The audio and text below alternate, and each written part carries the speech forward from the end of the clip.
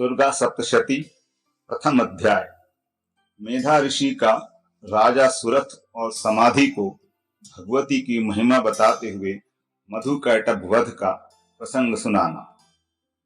प्रथम चरित्र के ब्रह्मा ऋषि, महाकाली देवता, गायत्री छंद, नंदा शक्ति, रक्तदंती का बीज, अग्नि तत्व और ऋग्वेद स्वरूप हैं। श्री महाकाली देवता की प्रसन्नता के लिए प्रथम चरित्र के जप में विनियोग किया जाता है।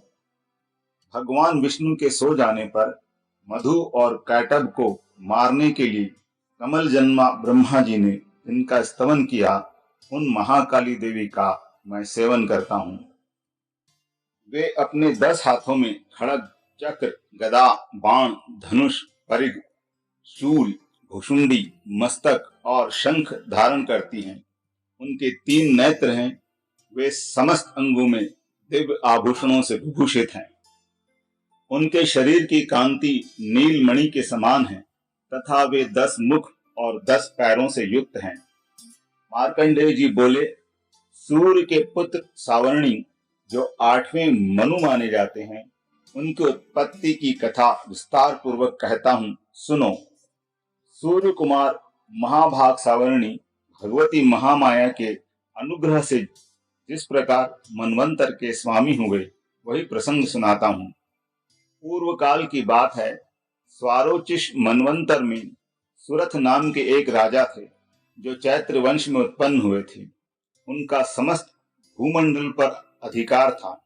वे प्रजा का अपने औरस पुत्रों की भांति धर्म पूर्वक पालन करते थे। तो भी उस समय कोल विध्वंसी नाम के क्षत्रिय उनके शत्रु हो गए। राजा सुरथ की दंड नीति बड़ी प्रबल थी।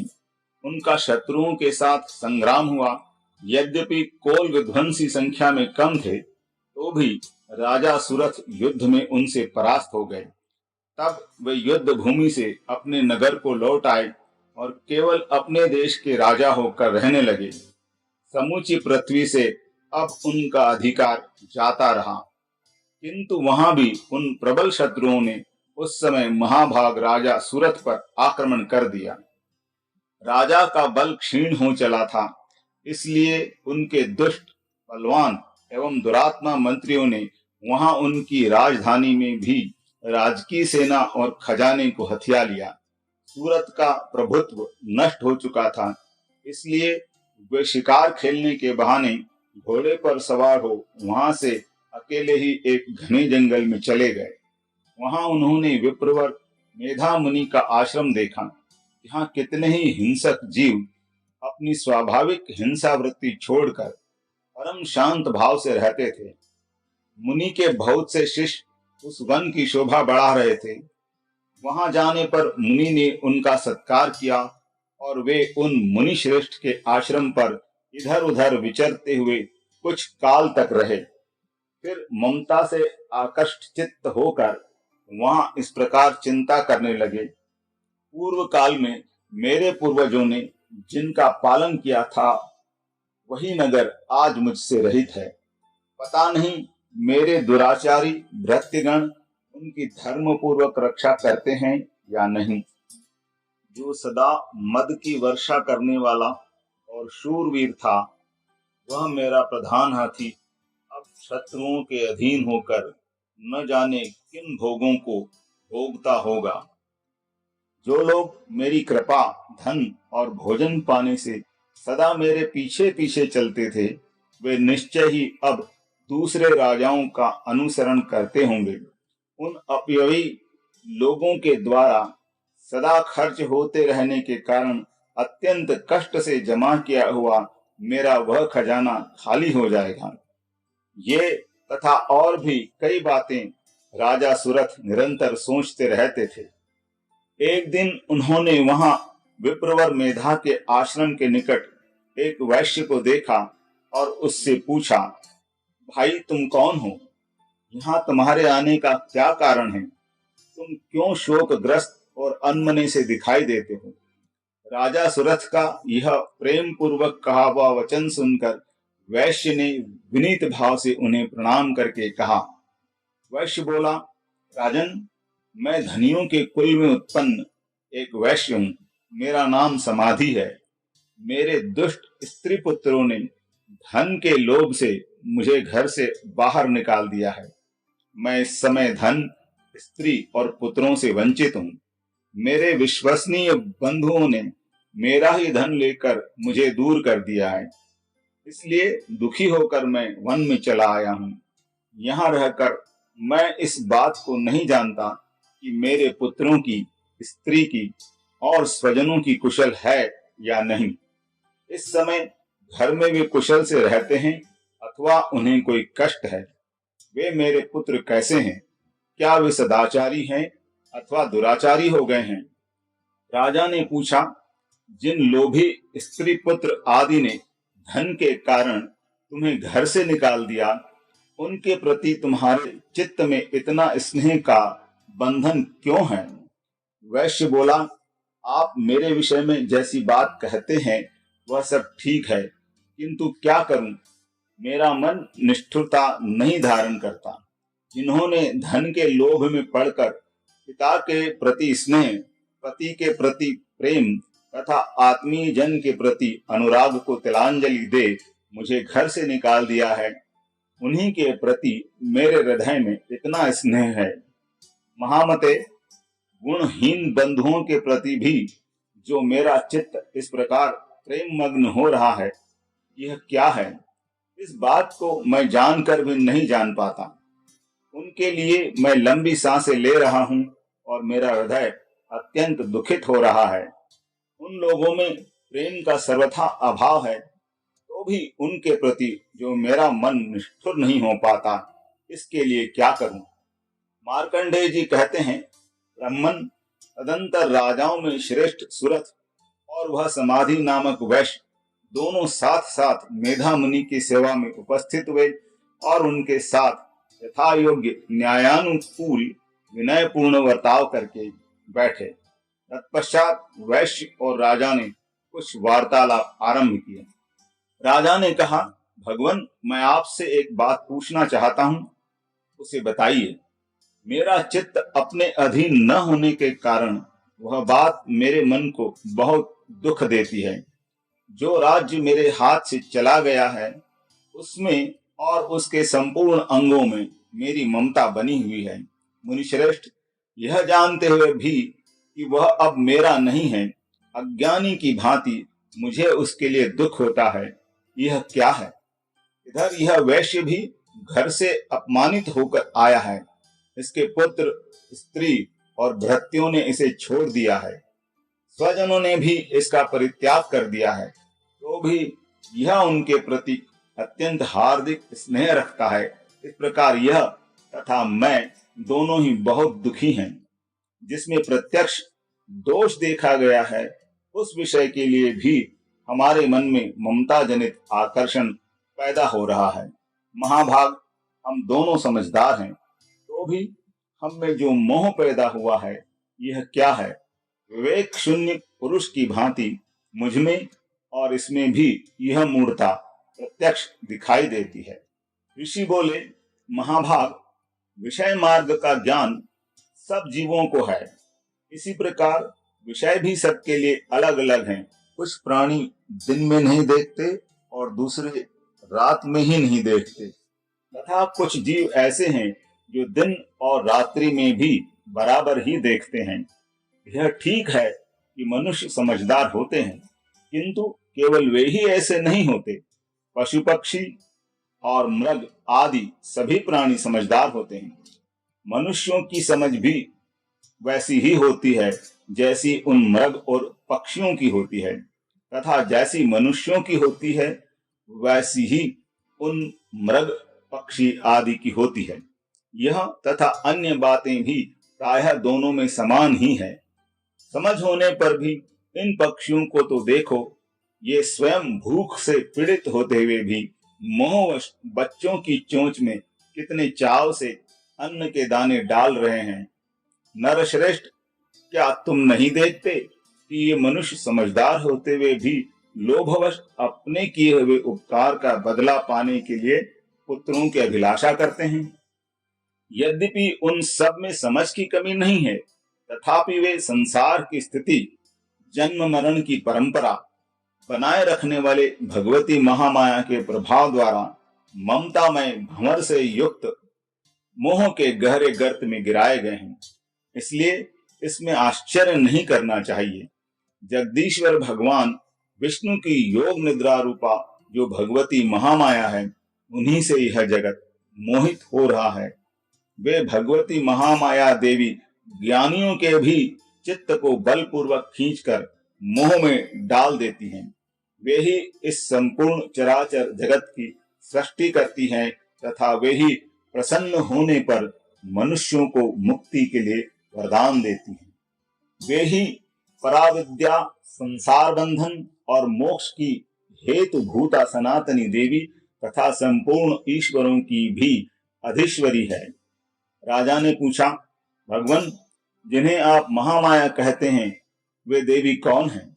ब्राह्मण, उनका आविर्भाव कैसे हुआ तथा उनके चरित्र कौन कौन हैं?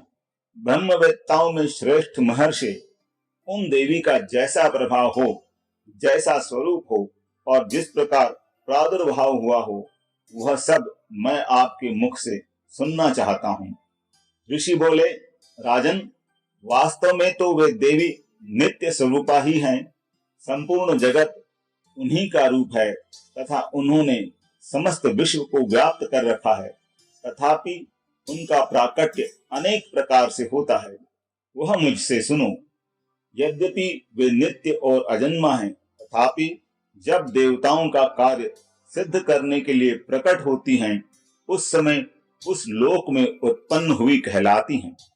कल्प के अंत में जब संपूर्ण जगत एक कारणों में निमग्न हो रहा था और सबके प्रभु भगवान विष्णु शेष नाग की शैया बिछाकर योग निद्रा का आश्रय ले सो रहे थे, उस समय उनके कानों के मैल से दो भयंकर असुर उत्पन्न हुए, जो मधु और कैटभ नाम से विख्यात थे। वे दोनों ब्रह्मा जी का वध करने को तैयार हो गए। भगवान विष्णु के नाभि कमल में विराजमान प्रजापति ब्रह्मा जी ने जब उन दोनों भयानक असुरों को अपने पास आया और भगवान को सोया हुआ देखा, तब एकाग्रचित्त होकर उन्होंने भगवान विष्णु को जगाने के लिए उनके नेत्रों में निवास करने वाली योग निद्रा का स्तवन आरंभ किया। जो इस विश्व की अधीश्वरी, जगत को धारण करने वाली, संसार का पालन और संहार करने वाली तथा तेज स्वरूप भगवान विष्णु की अनुपम शक्ति है, उन्हीं भगवती निद्रा देवी की भगवान ब्रह्मा स्तुति करने लगे। ब्रह्मा जी ने कहा, देवी, तुम ही स्वाहा, तुम ही स्वधा और तुम ही वशक्कार हो। स्वर भी तुम्हारे ही स्वरूप हैं। तुम ही जीवनदायिनी सुधा हो। नित्य अक्षर प्रणव में अकार, उकार, मकार, इन तीनों मात्राओं के रूप में तुम ही स्थित हो तथा इन तीन मात्राओं के अतिरिक्त जो बिंदु रूपा नित्य अर्ध मात्रा है, जिसका विशेष रूप से उच्चारण नहीं किया जा सकता, वह भी तुम ही हो। देवी ही संध्या, सावित्री तथा परम जननी हो। देवी, तुम ही इस विश्व ब्रह्मांड को धारण करती हो। तुमसे ही इस जगत की सृष्टि होती है। तुम ही से इसका पालन होता है और सदा तुम ही कल्प के अंत में सबको अपना ग्रास बना लेती हो। जगन्मयी देवी, इस जगत की उत्पत्ति के समय तुम सृष्टि रूपा हो, पालन काल में स्थिति रूपा हो तथा कल्पांत के समय संहार रूप धारण करने वाली हो। तुम ही महाविद्या, महामाया, महामेधा, महास्मृति, महामोह रूपा, महादेवी और महासुरी हो। तुम ही तीनों गुणों को उत्पन्न करने वाली सबकी प्रकृति हो। भयंकर काल रात्रि, महारात्रि और मोह रात्रि भी तुम ही हो। तुम ही श्री, तुम ही ईश्वरी, तुम ही ह्रीं और तुम ही बोध स्वरूपा बुद्धि हो। लज्जा, पुष्टि, तुष्टि, शांति और क्षमा भी तुम ही हो। तुम खड़ग धारिणी, शूल धारिणी, घोर रूपा तथा गदा, चक्र, शंख और धनुष धारण करने वाली हो। बाण, भुशुंडी और परिघ ये भी तुम्हारे अस्त्र हैं। तुम सौम्य और सौम्यतर हो। इतना ही नहीं, जितने भी सौम्य एवं सुंदर पदार्थ हैं उन सब की अपेक्षा तुम अत्यधिक सुंदरी हो। पर और अपर सबसे परे रहने वाली परमेश्वरी तुम ही हो। सर्व स्वरूपे देवी, कहीं भी सत असत रूप जो कुछ वस्तुएं हैं और उन सब की जो शक्ति है वह तुम ही हो। ऐसी अवस्था में तुम्हारी स्तुति क्या हो सकती है? जो इस जगत की सृष्टि, पालन और संहार करते हैं, उन भगवान को भी जब तुमने निद्रा के अधीन कर दिया है, तब तुम्हारी स्तुति करने में यहाँ कौन समर्थ हो सकता है? मुझको, भगवान शंकर को तथा भगवान विष्णु को भी तुमने ही शरीर धारण कराया है, अतः तुम्हारी स्तुति करने की शक्ति किसमें है? देवी, तुम तो अपने इन उदार प्रभावों से ही प्रशंसित हो। ये जो दोनों दुर्धर्ष असुर मधु और कैटभ हैं, इनको मोह में डाल दो और जगदीश्वर भगवान विष्णु को शीघ्र ही जगा दो। साथ ही इनके भीतर इन दोनों महान असुरों को मार डालने की बुद्धि उत्पन्न कर दो। ऋषि कहते हैं, राजन, जब ब्रह्मा जी ने वहां मधु और कैटभ को मारने के उद्देश्य से भगवान विष्णु को जगाने के लिए तमोगुण की अधिष्ठात्री देवी योग निद्रा की इस प्रकार स्तुति की, तब वे भगवान के नेत्र, मुख, नासिका, बाहु, हृदय और वक्ष स्थल से निकलकर अव्यक्त जन्मा ब्रह्मा जी की दृष्टि के समक्ष खड़ी हो गई। योग निद्रा से मुक्त होने पर जगत के स्वामी भगवान जनार्दन उस एकाणों के जल में शेष नाग की शैया से जाग उठे। फिर उन्होंने उन दोनों असुरों को देखा। वे दुरात्मा मधु और कैटभ अत्यंत बलवान तथा पराक्रमी थे और क्रोध से लाल आंखें किए ब्रह्मा जी को खा जाने के लिए उद्योग कर रहे थे। तब भगवान श्री हरि ने उठकर उन दोनों के साथ 5000 वर्षों तक केवल बाहु युद्ध किया। वे दोनों भी अत्यंत बल के कारण उन्मत्त हो रहे थे। इधर महामाया ने भी उन्हें मुंह में डाल रखा था। इसलिए वे भगवान विष्णु से कहने लगे, हम तुम्हारी वीरता से संतुष्ट हैं, तुम हम लोगों से कोई वर मांगो। श्री भगवान बोले, यदि तुम दोनों मुझ पर प्रसन्न हो तो अब मेरे हाथ से मारे जाओ। बस इतना सा ही मैंने वर मांगा है, यहाँ दूसरे किसी वर से क्या लेना है।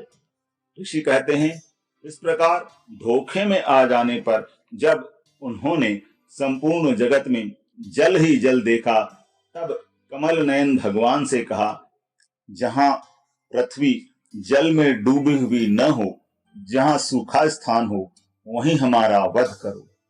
ऋषि कहते हैं, तब तथास्तु कहकर शंख, चक्र और गदा धारण करने वाले भगवान ने उन दोनों के मस्तक अपनी जांघ पर रखकर चक्र से काट डाले। इस प्रकार ये देवी महामाया ब्रह्मा जी की स्तुति करने पर स्वयं प्रकट हुई थी।